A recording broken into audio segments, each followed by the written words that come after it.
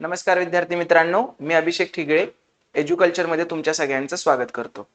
एज्युकल्चरचं हे बँकिंग आणि insurance रिलेटेडचं channel आहे. या चॅनलवर तुम्हाला फक्त बँकिंग आणि इन्शुरन्स रिलेटेड एक्झामचे नोटिफिकेशन्स, व्हिडिओ आणि त्याचा कंटेंट किंवा त्याच्या सगळ्या अपडेट्स इथे तुम्हाला मिळून जातील. परीक्षा कधी होणार, कसे पेपर असतात, PYQ कसे असतात वगैरे वगैरे सगळं तुम्हाला या चॅनलवर मिळणार आहे. मग ह्याच्यामध्ये मॅथमॅटिक्स म्हणजे quantitative aptitude, logical reasoning, English, GK आणि कॉम्प्युटर सायन्स आणि बँकिंग अवेअरनेस हे सगळं तुम्हाला याच्यात वेगवेगळ्या शिक्षकांकडून शिकवलं जाणार आहे. सध्या आपलं इंग्लिश आणि क्वांट असं दोन्ही चालू आहे. रिझनिंग पण मध्ये मध्ये मी घेत जाईन आणि अशाच प्रकारे हे चॅनल सुरू राहील आपलं. तर आपल्या मराठी मुलांसाठी डेडिकेटेडली बँकिंग चॅनल सुरू करायचं असं माझा विचार होता. त्याच दृष्टिकोनातून आपण हा प्रयत्न सुरू करतोय. याच्या आधी आपलं एक लेक्चर झालंय क्वांटचं, तुम्हाला एक इंग्लिशचं सुद्धा लेक्चर पाहायला मिळेल. ठीक आहे. तर आता आपण क्वांटचा दुसरा टॉपिक बघतोय. त्याच्यातले लेटेस्ट 10 चांगले प्रश्न बघतोय की बँकिंग मध्ये कशा प्रकारचे प्रश्न विचारले जातात. मग ह्याचे व्यवस्थित सगळे अपडेटसाठी एक टेलिग्राम चॅनल पण आपण केलेलं आहे की त्याचं नाव बँकिंग एज्युकल्चर असं मी ठेवलेलं आहे. बँकिंग_एज्युकल्चर. तिथं मग तुम्हाला PDF, अनोटेशन फाईल्स आपल्या आणि मग सगळे नोटिफिकेशन, कधी एक्झाम्स येतात, कधी फॉर्म फिल करायचा असतो, काय कसं ते सगळं त्याच्यावर तुम्हाला अपडेट मिळून जाईल. @banking_एज्युकल्चर टाकलं की ते तुम्हाला चॅनल मिळेल. या व्हिडिओच्या डिस्क्रिप्शन मध्ये सुद्धा तुम्हाला त्या चॅनलची लिंक मिळून जाईल. ठीक आहे. तर मी अभिषेक ठिगळे, आज आपण पर्सेंटेज हा टॉपिक बघणार आहे. क्वांटिटेटिव्ह ॲप्टिट्यूड मधला की पर्सेंटेज वरचे कशा प्रकारचे प्रश्न असतात आणि आपण त्याला कसं डील करू शकतो हे आपण आज पाहूया. चला पहिल्या प्रश्नापासून सुरुवात करू. सुरुवातीला थोडीशी कन्सेप्ट सांगतो. जेव्हा पण आपण पर्सेंटेजचा विचार करतो आपल्यासमोर काय गोष्ट येते की बाबा पर्सेंटेजचं साइन एक येतं आणि 100 एक येतं. कारण पर्सेंटेजचं मिनिंगच असं आहे की कोणतीही गोष्ट आपण 100 सोबत रिलेट केली की त्याला आपण काय म्हणतो की बाबा पर्सेंटेज म्हणतो. मग तुम्हाला मार्क्स असतात, मग ते आउट ऑफ 600 असतात, पण तुम्ही 100 सोबत रिलेट केलं की तुम्हाला काय कळतं की बाबा पर्सेंटेज वाईज कसं. म्हणजे आपल्याला सगळ्यांना एका लाईनीत आणता येतं. काही शाळांच्या एक्झाम 600 मार्क्स असतील, काहींच्या 500 मार्क्स असतील, पण सगळ्यांना एका धर्तीवर आणायला पर्सेंटेज जर काढलं तर काय कळतं आपल्याला, सगळ्यांचं 100 पैकीच आहे. बरोबर समजतं इथपर्यंत सगळ्यांना. तर हा पर्सेंटेजचा सीन आहे. मग पर्सेंटेज मध्ये मी एकच वाक्य सांगतो, तेवढं लक्षात ठेवा. कोणतीही गोष्ट स्वतःमध्ये किती असते, 100% असते. एवढंच एक लक्षात ठेवायचं. कोणतीही गोष्ट स्वतःमध्ये काय असते, 100. वर्गात मुलं किती, 100%. एक्झामला किती बसले, 100%. एका व्यक्तीचा सुरुवातीचा पगार किती, 100%. एखाद्या वस्तूची सुरुवातीची किंमत किती, 100%. हे आपण मागच्या लेक्चरला पाहिलं प्रॉफिट लॉसला. ठीक आहे. ते काही सिक्वेन्स नव्हतं, आपण पर्सेंटेजच्या नंतरच प्रॉफिट लॉस आला पाहिजे, पण आपला हे युट्यूब सिरीज चालू आहे. ठीक आहे. तर नेहमी लक्षात काय ठेवायचं, कुठली पण गोष्ट स्वतःमध्ये किती असते, 100%. मग जर ती समजा 10% इन्क्रीज झाली, 10% इन्क्रीज झाली तर ती किती होते, 110%. जर ती 10% डिक्रीज झाली तर ती किती होते, 90%. 20 डिक्रीज झाली, 80%. 20 इन्क्रीज झाली, वाढली तर किती होते, 120%. एवढंच तुम्हाला या टॉपिक मध्ये लक्षात ठेवायचं आणि याच्यावरूनच तुम्ही सगळ्या गोष्टी इझिली सॉल्व्ह करू शकता. ठीक आहे.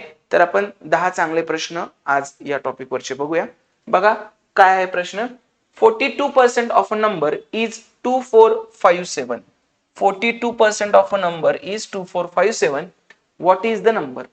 तर तो नंबर किती असतो स्वतःमध्ये, 100%. त्यांनी काय म्हणले, 42% किती आहे, 2457. मला सांगा 42% म्हणजे 2457 असेल तर तो नंबर म्हणजे किती काढायचा आपल्याला, 100% म्हणजे किती. डन. मग हे जेवढ्यानं सुटतंय तेवढं आपण करत राहू. पहिल्यांदा तर 7चं बघू, 7 भाग जातो याला.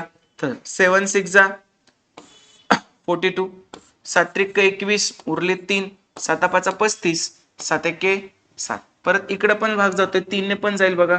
3 2 जा 6, 3 1 जा 3 1 जा 3 7 जा 2 1 जा 2 5 जा. डन. मग 117 गुणिले 50 आहे, 117 into 50. 0, 5 7 35, 3 उरले, 5 1 5 आणि 3 8 आणि 5 1 5. 5850. तर तो नंबर किती असणार आहे, 5850. ह्याच्यात आहे का ऑप्शन, नाही. इथं 5750 आहे. बरोबर, ह्याच्यात काही ऑप्शन नाही. काय येणार आहे आपला आन्सर याचं, एकच मिनिट, थोडस मल्टिप्लिकेशन चुकलेलं दिसतंय माझं. 117 इंटू 50 0, 5 7 35, 3 उरले, 11 5 55 आणि 3 58. करेक्ट आहे आपलं 5850 नाही ऑप्शन मध्ये, म्हणजे उत्तर काय येणार आहे? नन ऑफ दिस. वाटल्यास आपण चेक करून पाहू. 5850 इंटू किती म्हणलंय? 42%. जमलं?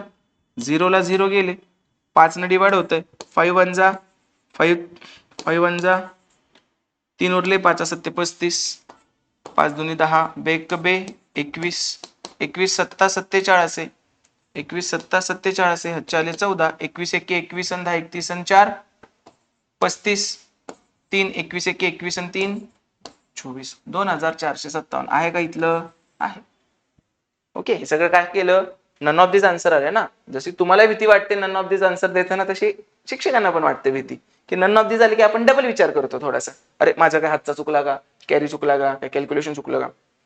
तर सांगायचा उद्देश असा आहे की let that number be x वगैरे असलं काही करावं लागत नाही. 42% एवढंच करायचं तुम्हाला. आपल्या 42%ला ते किती म्हणतायत? 2457. तर आपल्या 100 ला किती? जमलं? एवढंच तुम्हाला करायचं होतं. चलो नेक्स्ट. पुढे प्रश्न बघा. In an examination 30% of the total students failed in Hindi, 45% failed in English and 20% failed in both subjects. Find the percentage of the student who passed in both the subjects. दोन्ही सब्जेक्ट मध्ये pass झालेले काढायचे. कशाचं example आहे? पर्सेंटेजचं आहे, पण त्याबरोबरच set theory रिलेटेडचं example आहे. मग सेट थेरी मध्ये आपल्याला काय माहित आहे? A union B is equal to A plus B minus A intersection B. Okay, तर ह्यातलं ए युनियन बी काय असते? ऍटलिस्ट वन, म्हणजे एकात तरी फेल झालेले, ऍटलिस्ट वन. ए काय असते? ऑल मध्ये फेल झालेले. बी काय असते? ऑल म्हणजे ए मध्ये फेल झालेले सगळे. बी काय असते? बी मध्ये फेल झालेले सगळे. आणि ए इंटरसेक्शन बी काय असते? दोन्हीत फेल झालेले. हेच सेम पासच्या बाबतीत पण येतं, एकात पास, ए मध्ये पास, बी मध्ये पास आणि दोन्हीत पास. पण इथं फेल वाला एक्झाम्पल आहे. तर ठीक आहे, मग आपण काय करणार? एकात तरी फेल झालंय असं काढू. ए किती आहे आपलं? 30% प्लस बी किती आहे आपलं? 45% मायनस बोथ किती आहे? 20%. ओके, मग 30 प्लस 45 किती येणार? 75 minus 20 that is 55%. 55% student failed in both, failed in at least one subject. Failed in at least one subject. मग त्यांनी काय विचारलंय आपल्याला? त्यांनी विचारलंय की दोन्ही मध्ये पास. 55% एकात तरी नापास आहेत, म्हणजे उरलेले असतात ते काय असणार आहे? दोन्हीत पास असणार आहेत. मग टोटल स्टुडंट किती असतात? काय सांगितलं तुम्हाला मगाशी? टोटल स्टुडंट नेहमी 100%. 100% मायनस 55% म्हणजेच किती आलं रे? 45% student passed in both subject. 45% student passed in both subject. बऱ्याच लोकांना काय वाटतं माहितीये का? हे ए युनियन बी म्हणजे टोटल असतं. तर नाही, ए युनियन बी म्हणजे टोटल नसतं. ए युनियन बी म्हणजे ऍटलीस्ट असतं. मग टोटल काय? टोटल काय असतं?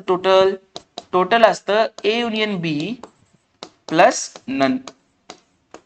म्हणजे एकाहत्तरी पास, कशातच एकाहत्तरी नापास, कशातच नापास नाही म्हणजे काय?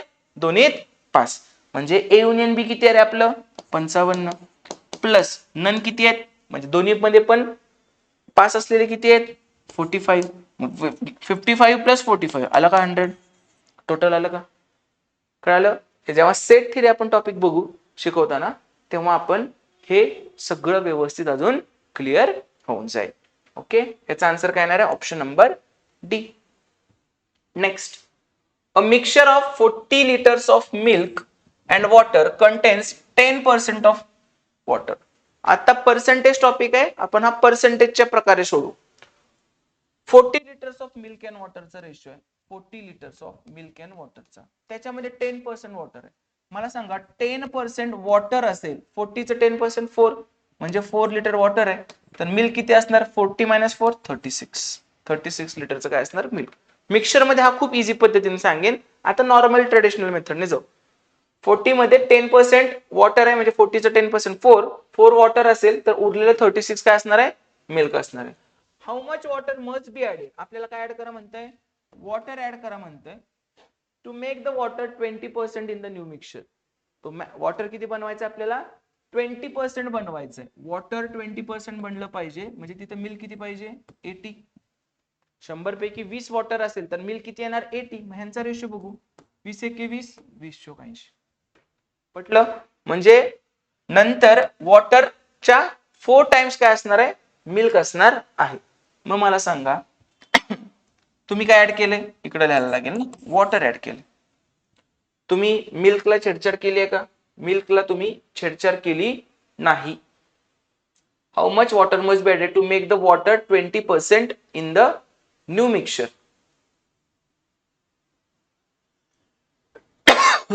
ठीक आहे. मग काय काय येणार इथं हे काय 20% वॉटर पाहिजे आणि हे किती पाहिजे आपल्याला मिल्क 4 टाइम्स पाहिजे. चलो म्हणजे आपल्याला काय करायला लागणार आहे आपल्याला मिल्क तर तेवढंच ठेवायला लागणार आहे. आपण ऍड काय केलं वॉटर ऍड केलं. मग वॉटर ऍड केलं मग आपण मिल्क तेवढंच ठेवलं तर मिल्क 36 36च राहील. पण त्यांनी काय सांगितलंय मिल्क 4 टाइम्स पाहिजे वॉटरच्या. मग जर हे 36 असेल तर वॉटर किती असणार आहे 9. हे बघ ना मिल्क किती आहे 4 टाइम्स आहे. मिल्क किती आहे 4 टाइम्स आहे बरोबर कशाच्या वॉटरच्या. पटतं सगळ्यांना. मग जेणेकरून हे 36 तसंच राहिलं तर मग 4 टाइम्स साठी मिल्क किती वॉटर किती ठेवायला लागेल 9. म्हणजे वॉटर किती ऍड केलं 4 चं 9 केलं म्हणजे किती ऍड केलं वॉटर 5. हे थोडंसं जरा अवघड वाटलं असेल तुम्हाला. एकदम ह्याच्यापेक्षा खालच्या ट्रॅडिशनल येऊ आणि मिक्सरच्या वेळी तर हे तुम्हाला एकदम सोप्या पद्धतीने सांगतो. आता मला सांगा माझ्याकडं हे सोडा तुम्ही एकदम ट्रॅडिशनल मेथड पहिल्यांदा सांगतो. ते काय म्हणतात काहीतरी वॉटर ऍड करा. काहीतरी वॉटर ऍड केलं जेणेकरून त्यांचा रेशो काय होईल 20 वॉटर आणि मिल्क 80 म्हणजे त्यांचा रेशो 1:4. मग मी किती वॉटर ऍड केलं W बरोबर. मग मी 4 मध्ये W वॉटर ऍड केलं अपॉन मिल्क किती 36 त्याला काय आपण हात लावलेला नाही त्यामुळे रेशो किती झालाय 1:4. आता हे सॉल्व करा क्रॉस मल्टिप्लिकेशन 4 4 जा 16 plus 4W is equal to 36. तर 16 तिकडे गेलं तर किती येत आहे तर येत आहे 20. ओके तर 4W इज इक्वल टू 20 तर W इज इक्वल टू काय 5. W इज इक्वल टू काय आलं 5. समजलं का W इज इक्वल टू आलं 5. आपल्याला तेच पाहिजे होतं किती वॉटर ऍड केलंय 5. आणि ह्याच्या पण पेक्षा सोपं ते मगाचं होतं. मगाचं मी काय म्हटलं तुम्हाला वॉटर आणि मिल्क यांचं रेशो म्हणजे यांचं किती होतं 4 आणि 36 होतं करेक्ट. पण नंतरचा रेशो काय झाला 1:4 झाला बरोबर. पण मिल्क तर तेवढंच राहणार आहे. मग हे रेशो 4 9 जा 36 तसं 1 9 जा 9 म्हणजे आधी वॉटर होतं 4 आता आहे 9 म्हणजे 4 चं 9 झालं म्हणजे किती ऍड केलं 5 ऍड केलं. तर असं पण तुम्ही करू शकताय. हा बँकिंग वे आहे हा आपलं ट्रेडिशनल वे. ओके आणि ह्याच्या पण पेक्षा भारी वे मिक्सचर मध्ये तो तुम्हाला मग किती जरी किचकट आकडे आले तरी ते तुम्हाला सॉल्व्ह करता येईल. मिक्सरच्या लेक्चर मध्ये आपण ते सुद्धा पाहूया. Next the number of seats in an auditorium is increase by 25%. The price of a ticket is also increased by 12%. Then the increase in revenue. आता जो काय रेव्हेन्यू असतो तो कशावर डिपेंड असतो प्राइस इंटू क्वांटिटी. किती पीपल आले आणि प्राइस काय तिकिटाची बरोबर. मग एकदम सिंपल सांगतो विदाउट एक्स वगैरे काय in increase by 25%. Number of seats म्हणजे क्वांटिटी. क्वांटिटी कितीने इनक्रीज झाली 25%. सुरुवातीला किती होती 100 आणि आता ती किती झाली 25% इनक्रीज झाली म्हणजे काय 125 इनिशियल आणि हे फायनल इझी. परत प्राइसचं काय झालं price also increase by 12%. Price सुद्धा 12% इनक्रीज झाली. आधी किती होती 100 आता किती आहे 12% इनक्रीज म्हणजे 112. जेवढं कटतंय तेवढं कटू आणि आपल्याला रेव्हेन्यू कळेल बरोबर. 100 चं 125 झालं काय किंवा 25 चोक 100 25 पाचा 125 4 चं 5 झालं काय सगळं सेम बरोबर. आणि आता सुरुवातीचा रेव्हेन्यू काढू क्वांटिटी इंटू प्राइस किती आला सुरुवातीचा रेव्हेन्यू 400. नंतरचा रेव्हेन्यू काढू इकडे नंतरचा किती आला 5 दुनी 10 हाचा आला 1 11 5 55 आणि 1 56 560 करेक्ट. अजून सिंपल करू शकतो या झिरोला हे झिरो गेले बरोबर. अजून सिंपल करा 4 10 40 14 चोक 56 म्हणजे आधीचा रेव्हेन्यू किती होता 10 आताचा रेव्हेन्यू किती आहे 14. सगळं ऍझ्युमच केलंय ना आपण आणि उत्तर सगळी पर्सेंटेज मध्ये पाहिजेत. त्यामुळे चांगले आकडे असण्याची गरजच नाही रुपयांची. आपण आपल्या आपल्या भाषेत काही करू शकतो. म्हणजे आधी रेव्हेन्यू 10 होता, आता 14 आहे. बरोबर, म्हणजे कितीनं वाढला रेव्हेन्यू 4नं. पण किती वर 10 वर. पर्सेंटेज मध्ये विचारलंय 10 वर 4 वाढला तर 100 वर किती, 0 0 कॅन्सल, 10 4 जा 40. पर्सेंटेज मध्ये कितीने रेव्हेन्यू वाढला 40%. ऑप्शन नंबर बी. कळलं? इझी. काहीतरी प्रॉब्लेम आहे याच्यात? काहीच एकदम व्यवस्थित पद्धतीने हे सॉल्व्ह होतं. तुम्ही डायरेक्ट 400चं 556 करून जरी काढलं, किती वाढलं 260 160 वाढलं तरी पण चालते, काही फरक पडत नाही. तुम्ही हे कॅन्सल पण नाही केलं, डायरेक्ट 10,000 हे करून केलं तरी पण चालते, काहीच फरक पडत नाही. पर्सेंटेज सगळीकडे सेमच असतं. 10 रुपयावर 1 रुपया मिळाला काय आणि 100 रुपयावर 10 रुपये मिळाले काय, सगळं पर्सेंटेजच्या बाबतीत 10%च प्रॉफिट झाला. बरोबर, ठीक आहे. त्यामुळे जेव्हा आपण पर्सेंटेज देतात इथे किंमत जरी दिलेली असली तरी काही उपयोग नाही. विदाउट किंमतच, विदाउट रुपीजच आपण सगळं काढू शकलो असतो, कारण सगळे उत्तर कशात आहेत, पर्सेंटेज मध्ये. चलो नेक्स्ट. 25% ऑफ 960 आणि 55% ऑफ 740. सिम्प्लिफिकेशन मध्ये पण असे क्वेश्चन येतात की जे आपण पर्सेंटेज मध्ये बघतो. आता नेहमी लक्षात ठेवायचं 25% म्हणजे काय असतं, 1/4. मग ह्याचं 1/4 काढायचंय. 4 1 4, 24 चौक 96, किती आलं याचा आन्सर 240. परत ह्याचंही करायचंय 55% ऑफ 740. आता मला 55% म्हणजे अपॉन 100 आहे माहित आहे. मग हे 0 ला 0 इथलं गेलं. परत हे 5 दुनी 10, 5 11 55. परत बे 1 बे, बे 3 6, बे 7 14. मग 11 इंटू ऑफ म्हणजे इंटू असते, 11 इंटू 37 किती झालं हे 11 7 77, 11 3 33 आणि 7 40. ह्याचा आन्सर काय झालं 407. आणि मध्ये कुठलं साइन आहे प्लस. मग 240 प्लस 407 किती आलं मग 7, परत 4 आणि हे 647. ऑप्शन नंबर बी. कळतंय? इझिली तिथल्या तिथं पण करू शकताय किंवा सरळ सेपरेट लिहून सुद्धा तुम्ही करू शकता, पण हे असं जमलं पाहिजे तुम्हाला आता. ओके, बँकिंग लेवल फक्त स्पीडची आहे. ऍक्युरेसी तुम्हाला येते पण ते ऍक्युरेसी विथ स्पीड पाहिजे तुम्हाला. ओके, बघा आता इथं काय दिलंय, 1/4 of 2/5 of 30% of a number is 15. त्यांनी सांगितले ते लिहून घ्यायचं. 1/4 ऑफ 2/5 ऑफ म्हणजे मल्टिप्लिकेशन, 30% ऑफ अ नंबर. आता ऑफ अ नंबर म्हणजे एक्स पकडू, तो किती दिलाय त्यांनी 15. ह्याच्यावरून तुम्हाला ते कळेल. त्याचं त्यांनी काय विचारले 20% ऑफ दॅट नंबर विचार, 20% ऑफ दॅट नंबर. तयार करू आपण इथल्या इथं. 0 0 कॅन्सल, बे 1 बे, बे 5 10. फायनली उरलं काय वर 3x अपॉन 5 5 25 चौक 100 इज इक्वल टू 15. इथलं पण बघा 3 1 जा आडवा कॅन्सल करू शकतो, 3 5 चा 15. So x is equal to 100 into 5. किती आलं 100 into 5 500. x is equal to 500. Done. लगेच आन्सर लिहायचं ना 500 असेल तर. ओके, त्यांनी काय विचारले त्याचं 20% विचारलंय. मग 500 च 20%. आता 20% म्हणजे डायरेक्ट 1/5 असते, प्रॅक्टिस नंतर होतं तुमचं. ओके, तर 1/5, 5 1 जा 500 जा. सो फायनल आन्सर काय आलं आपलं 100. Option number 1. कारण त्या नंबरचा 20% विचारलाय. बऱ्याचदा काय करतात ते म्हणजे तुमचं जे आन्सर आले 500 ते पण ऑप्शन मध्ये देतात आणि गडबडीत आपण ते क्लिक करतो. ठीक आहे, तर तसं नाही करायचं. प्रश्न नीट वाचायचा, शेवटची लाईन तर अजून नीट वाचायची. ठीक आहे, चलो. 64% of a number is 2592. What is 88% number? 88% of that number. Let that number be x. मग त्याच्या आधी 64% करून मग एक्स ची व्हॅल्यू काढणार, मग त्याचे 88% घेणार. एवढ्याची गरज नाही. त्यांनी काय सांगितलंय 64% ऑफ अ नंबर इज 2592. 64% ला ते किती म्हणतायत 2592. हे आपलं आणि त्यांचं मी तयार केलेली मेथड आहे की बाबा आपल्या 64 ला ते काय म्हणतायत 2492. तर 88% ऑफ द नंबर 88 ला काय म्हणतील, किती सिंपल आहे. आता आपल्याला जेवढे येते तेवढे ना 8 न भाग घालू. 8 8 64, 8 3 24, 1 उरला, 8 2 16, 3 उरले, 8 चौक 32. परत 8 1 8, 11 8 88. आता फक्त मल्टिप्लिकेशन करायचंय. 324 इंटू 11. सो 11 चौक 44, 11 2 22 आणि 4 26, 11 त्रिक 33 आणि 2 35.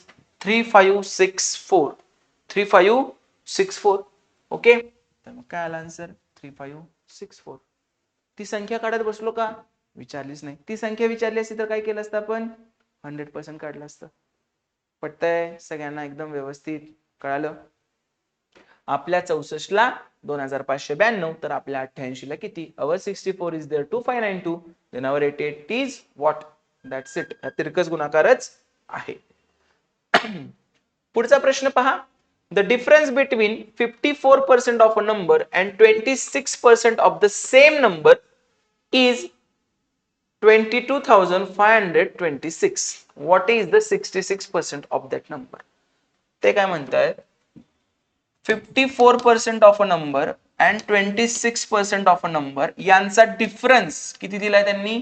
22,526. 22,526. करेक्ट. आपण पर्सेंटेजच्या भाषेत म्हणजे आपल्या भाषेत त्यांचा डिफरन्स काढू. 14तून 6 गेले 8, 5तून 3 गेले 2. आपल्या भाषेत डिफरन्स किती? 28. म्हणजे आपल्या 28% ला ते किती म्हणतायत? 22,526 म्हणतात. विचारलंय काय? तर आपल्या त्या नंबरचा 66% किती? मग आपल्या 28 ला एवढं आहे, तर आपल्या 66 ला किती? डिवाइड करताना नेहमी लक्षात ठेवायचं 28चा पाडा तर आलाच पाहिजे, पण नसेल येत. पण एवढं तर माहिती आहे ना 28 7 मध्ये, तर 7 करायचं सरळ. 7 चोक 28, 7 त्रिक 21, 1, 7 दोन्ही 14, 1, 7 1 7, 5, 7 8 56. परत 4 नाही जात, 2 2 जातोय. बे दोन्ही 4, 33. इकडे पण 2 घालवा. बे 1 बे, बे 1 12, बे 0 0, 92 18.